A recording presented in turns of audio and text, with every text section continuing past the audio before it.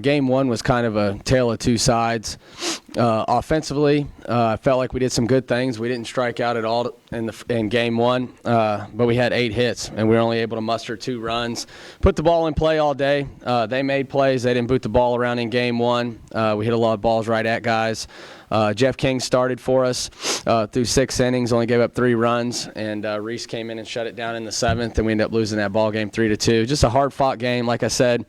Put the ball in play and did some good things. They had Cody Lewis on the mound, a kid that's only walked like 4 or 5 guys through 30-something innings, so he's definitely got to fill up the zone, and we went up there hacking, and the ball didn't roll the way we wanted it from time to time, and we just couldn't find holes in key situations. So we dropped that game 3-2. Game 2 was a similar style game. We started Hunter on the mound for us. Hunter did a very good job, pitched 5 2/3, and only gave up 4 earned runs. When he came out of the game, we were losing 4-3. We were putting the ball in play. We were doing the same things we were in the first game, and they were making plays. We just couldn't find holes today. This was an interesting day at Estes where the wind didn't blow out. We've played a lot with the wind blowing out here and 1 or 2 swings away from, impacting a game. And today we were having to piece hits together and, steal bases and move runners over, and we're not that aggressive of a team when it comes to stealing bases, and we executed pretty well in the second game. We really broke out there in the 8th inning. We got 2 runners on. Pointer let us off there. Bowers bunted him over. And Regan got on. We stole a base there. 2 outs on us. Glennie struck out there in a key situation. Glennie did some good things for us all day. He kind of headed the tempo to keep rolling it to the top of the order. And, he took an outside pitch there with runners at second and third. And Mike came to the plate. And, if you remember weeks back, Mike came to the plate with a chance to beat Missouri BAP here at our place. And, I told y'all that I'd take Mike 9 out of 10 times in that situation, and today was that time. Mike came up and roped a double down the first baseline to score both runners to give us a 5-4 lead. Neil and TJ worked great at bats in the 2 and 3 hole, and Zell came up and, Zell hit the ball well today. Zell's making some adjustments at the plate, and he's coming in his own and coming out of the slump he was in earlier, and he roped one to center to score 2 runs to give us a little 7-4 cushion there. And then we decided to bring Wags in. Wags was the game winner against Prue earlier in the week. We brought Wags in to close that ball game out. And, much like he has for us all year and against Westminster and Prue, he came in and shut the door. We won that game 7-4. It's the second game of a series we've won this year, which is, intriguing, as we continue this roller coaster ride that we're on. We play real well at times, and then we don't play real well at times. And we came back and won a ball game. I've been saying that several times on here that, we haven't really came back and won any ball games, and we came back in the 8th and then finished it in the 9th, which is good as we're moving forward and we conclude the West Side. 4 and 6 is not where we want to be on the West Side now that it's done, but what's done is done. And we're on the East Side now. We'll start the 4-game sets as we host Graceland next weekend, and we hold our own destiny. I continue to tell you guys that nobody's out of it. I think 19 wins will win the conference. We're still in a situation to finish with 19 wins in the conference, but we just have to keep fighting. And the guys worked their tail off today, and I was proud of them in game 2. Central Methodist, Avila in the middle of game 1 really started to make Central Methodist pitchers throw a lot of pitches, took a lot of pitches, and they started to execute a small ball game plan. Was that something you expected from your squad coming in? Yeah, we worked on it yesterday. I told the guys that they're going to try to take extra bases, man, and they're going to do all the small things they can to try to rain havoc. And we played airless baseball today.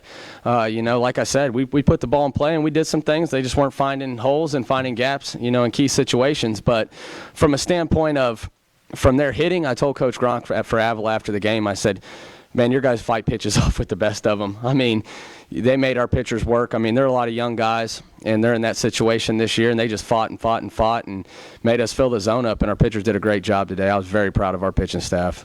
Game 2, almost a complete role reversal from game 1, not only the final stat line, but in terms of the Central Methodist execution.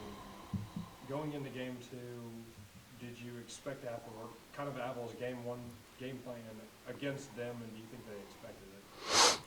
No, I didn't plan. I mean, you don't with this team. I mean, this team has great gap-to-gap ability, and you know, when we blow up for runs, you can always tell we do. But, you know, at times we've had to flip the script, and we've had to go to small ball and stuff like that. And, you know, today it came through. I mean, Bowers laid a key bunt down that, you know, their big lefty stumbled around with a little bit, which set up a big inning. You know, we have the ability, these guys have the ability to do a lot of stuff at the plate. You know, I'm very confident in what they do at the plate, and if we have to go to small ball, then they flip the trigger and do it. And today we executed down the stretch with putting balls in play, and Avila stumbled around a little bit at their own game. So, but we're very lucky to come away with the ball game today. You know, I don't feel like we brought everything we needed to, you know, but the last 4 or 5 innings, man, was a caliber of team that I really enjoy coaching. Talk about that. I believe it was 8th inning when you put the 4th spot in game 2. Mike Wagner comes up with a go-ahead 2-run single. Your thoughts? I mean, just you had to be elated after that.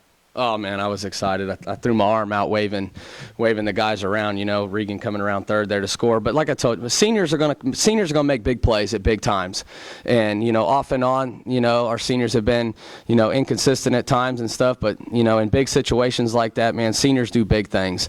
And you know, Mike worked an at bat. Mike's been swinging it well all day. I think he went 5 for 7. I think he had 4 or 5 hits against Peru State. Mike has had a really good week. He's seeing the ball great.